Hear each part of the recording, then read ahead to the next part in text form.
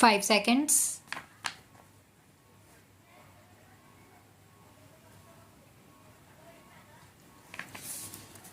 Mr. Deputy Speaker, sir, I think the House will agree with me that the Health Minister, while piloting this bill to us, made a very brilliant and studied presentation and explanation on the various provisions of this bill, and I wish to join other honorable members in congratulating warmly the Health Minister for the initiative and imagination with which he has been dealing with these terrible problems. This is a good measure in the right direction because of the fact that several of the honorable members who have spoken before me have touched on the various aspects of the law.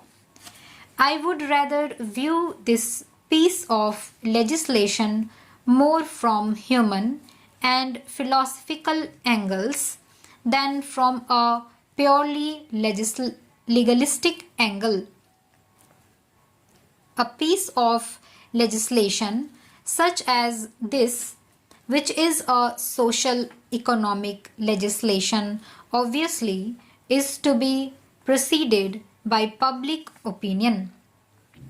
I understand that it is only the pressure of the public opinion which has compelled the government to proceed in the right direction, and they have rightly done, but it is the continuous pressure of public opinion which will make the government find out what are the effective ways and provisions in the legislation and what are the defective things which can be later on removed by further amendments. I hope the government will have a constant eye on how the public opinion reacts to the various legal and penal provisions contained in this measure.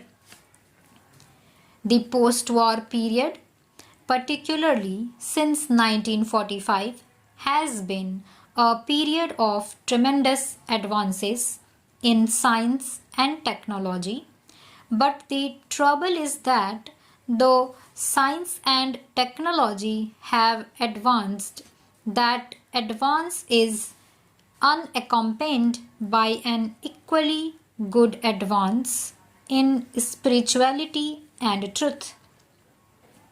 When science and technology unaccompanied by spirituality and truth go ahead, they create havoc sometimes, and one of the havocs created is what we see today. This adulteration in the spheres of food articles, drinks, etc. This unsocial attitude and profiteering mentality about which the minister made a very right reference in the beginning of a very small minority has a tremendous impact on a big majority. I should say the entire nation. These unsocial and antisocial attitudes and activities have to go, but they cannot be removed merely by legislation. They will ultimately go by the pressures of a very strong and continuously vigilant public opinion and enlighten public opinion all over the country. As I said, I was going to view this piece of legislation from a philosophical angle, I feel that today ours is not only an atomic age, this is also an age of indifference. Coupled with that, we now see that it is the age of adulteration, pollution, an age of abject pollution. We find that citizens, even when their interests are concerned, are not interested in trying to eradicate those dangers or defects. Ultimately, the state cannot go beyond a certain point. It is the citizens' rightful vigilance and active involvement which can really do a lot in terms of eradicating some of these social evils.